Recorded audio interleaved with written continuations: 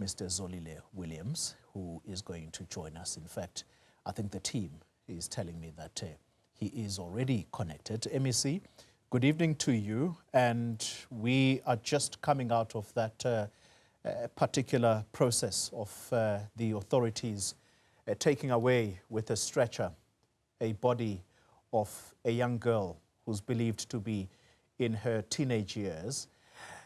What does that tell us then about the death toll thus far? At the last count, we were told that that stands at 90. Does that then take it up to 91, or do you know something that we don't know yet? Good evening, sir. Good evening, Koli, and good evening to the viewers. Yes, Koli, this just indicates the depths of the devastating disasters that we have experienced in the past week and a half. And so it's a very tragic story. And yesterday we were with all the families of the deceased. There was an old lady, I think his age should be ranging about 75 to 80. She cried only in that church meeting. She cried, indicating that 3 of her kids were lost through this disaster. And the 4th one was not yet found yesterday. So we had to manage through psychosocial support that situation. So it's quite a difficult and painful, profoundly painful situation that the communities are facing through this disaster. And yet, MEC, as you tell that story of an old lady who just could not hold it together, expressing her emotions and the deep sadness, there are those, particularly those who provide water to the community that has been devastated by this, the so-called water tanker contractors. The understanding is that they have been threatening the humanitarian organization Gift of the Givers for providing the community with free drinking water, and all because they're saying these people are supposed to be buying water from us. Is that humane? You see, Koli, those are scams of society. The lumpens and, scavengers who would stop at nothing, even when the community is in deep pain, would really want to be looking at this extortion. So we have then informed the police commissioner about those who are trying to stall our process of giving water to the communities. And the commissioner and the NIU are equal to the task. Only they've started immediately. We triggered them. They've started working on that particular situation. And since then, we've not heard of anything that stalls our trucks from giving water to the communities. Presumably, MEC, these are people who are directly contracted either to the OR Tambo District Municipality or the King Sabata Dalindyebo Municipality, which governs the Mthatha area. Surely it can't be that difficult to find these culprits. Definitely, Koli, it is not difficult. We know who they are. Fortunately, there were members of communities around when they started stalling that particular truck. So we've informed the police commissioner of Mthatha, and he is dealing with that situation, because we can't accept that those rogue elements to prevent communities from getting water. In fact, we are in this somber moment around Mthatha. We are busy preparing for the funerals of those families that are ready, one of them which will be Friday. We are busy preparing for tomorrow's day of mourning So it's a moment that we don't want to be derailed from focusing on being with those families during this difficult time. So the police are busy dealing with that kind of a situation so that we prevent it from taking place in many other areas in and around Mthatha. Yeah. You are prompting, in a way, a conversation that I want to link to, and that is the plan for tomorrow. The understanding is that it will be a day of mourning, as declared by the Premier. But the understanding was that this was also going to be the opportunity to remember those who have passed on as a result of these floods, a memorial service that is conducted under the auspices of government. Is that the correct understanding, or is there something completely different that's planned? Well, Toli, those things can work, those two things can work interchangeably. But we wanted, when the Premier proposed this day to the President, he was clear that we wanted to give respect and honor because we have lost so many people in the province. So we just wanted the province to have a moment when we say and think about what has happened and what has beset us as a province, and we put those families into our prayers.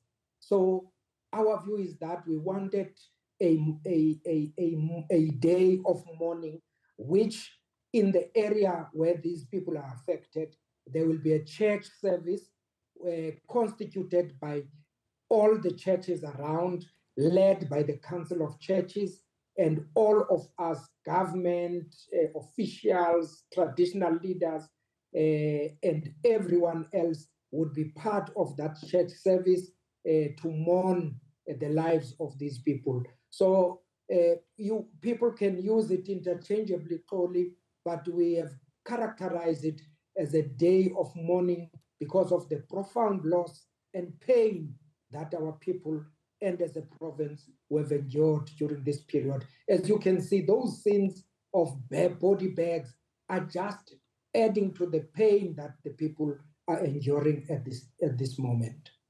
And so where will this event be held, if an event is going to be held, MEC? My colleague Malungelo Boy just moments ago was making reference to the area of Cogta. Where exactly is that? And is that where government officials will be gathered together with the community members?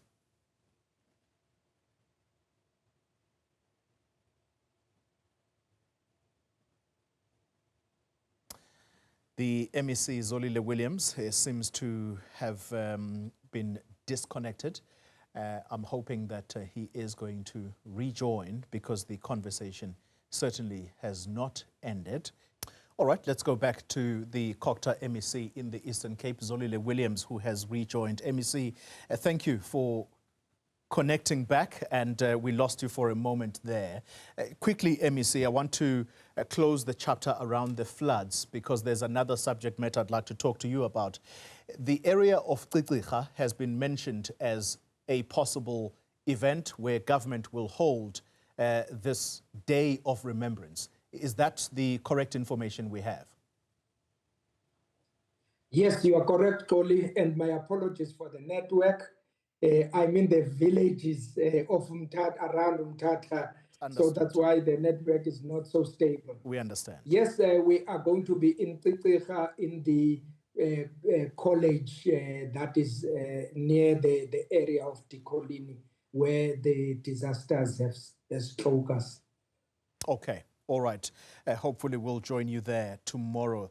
All right, MEC, then there is the controversial matter of the Lesseyton sports field in the area of Komani. Let's start with your role. The public protector, not mincing her words, that you failed to table this report at the municipality because what you were meant to present a year ago would have been a forensic report from law firm Wesley Pretorius and Associates Incorporated. Why did you fail to do this? Well, Toli, the public protector is correct. However, there are two MECs that have played a role in the whole report. First, when I got into the department, I think the report was about 3-4 months or 5 months submitted to the former MEC. So I came in.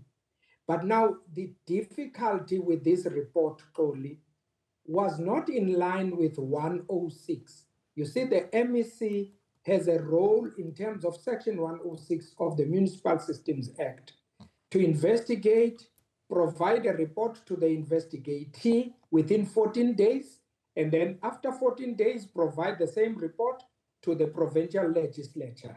That's the process in terms of the Systems Act. Yes. However, the difference with this one, Xoli, is that the report was not an MEC-driven report in terms of 106. It was a report done by an administrator who was appointed in Enoch Mgijima. So after finishing the report, he then sent it to the former MEC that there's this report that must be implemented. So it was not implemented at the time. So when it came to me, then I first looked, the law says, but this report does not fit 106. What happens? Because if I go with it, the council can say, no, this is not your report as MEC. It was administrator driven. So who must present this report? Yes. However, regardless of that, Xoli, then the contents of the report was another important thing. Now, I was not aware of the report because I was new in the department. So I then said to the legal team, please give advice, work on this report, give me advice. What must I do in terms of these lines where the administrator is now no longer there? Now the report is here. What must I do with this? Then after some time, because the legal team was not even aware, because this was driven by the administrator when he was in Enoch Mgijima.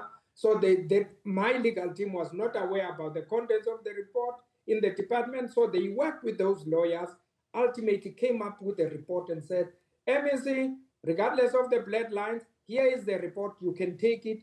And I wanted to be clear, who is at fault also? Because of my experience, Xoli, this 106 report sometimes would be unclear as to whether is Xoli at fault. That must be taken through a disciplinary process, or that must be sent to the police for further investigation. So I was also not aware about who is at fault. Does the report actually identify? Because I don't want to go to that municipality without me being clear that this one must be charged, this one must be sent to court, this one must be. So then the report came with clarity. That's why you find the investigation by the public protector is really similar to the investigation that was conducted by the administration. So that's where I get to fail in my. So I'm saying the public protector is correct in her analysis that the MEC failed, and the premier already took me on, and I could explain that no, premier, this is what has happened with this report. So the premier then understood, and remember, the public protector was not communicating with me directly because this report was directed. So he was communicating with the premier for that particular report, because the former executive did appoint the administrator who was deployed in Enoch Mgijima. Okay, MEC, I'm completely out of time. Very quickly, therefore, the public protector says criminal charges must be pressed, particularly against those officials who were part of the bid evaluation committees. How soon is this going to happen? Very quickly. Yes, Xoli, remember, I went there to present the report, and I gave the municipality 30 days to take the matters, those individuals, to court. So my expectation was that this was actioned on time. When there was implementation of that report, Then the municipality wrote back to say, some of these officials are no longer with us. They are working for other municipalities. I said, regardless of that, go and open the cases that are relevant with this. So there was a strong hullabaloo in terms of the legalities and so on. And my legal team and the legal team of the municipality sat down and said, you must act on these matters. So my expectation is worse now, now that the public protector has now issued this report. So with speed, we are given, I've got a role in terms of the report to implement it quickly so that everyone is taken to book in order to ensure that criminality is arrested, because some of the officials are appointed in other municipalities. So we must ensure that we protect even other municipalities from those officials doing the same thing they did in Mgijima. All right. Thank you very much for your time. Zolile Williams, the MEC of Cogta in the Eastern Cape.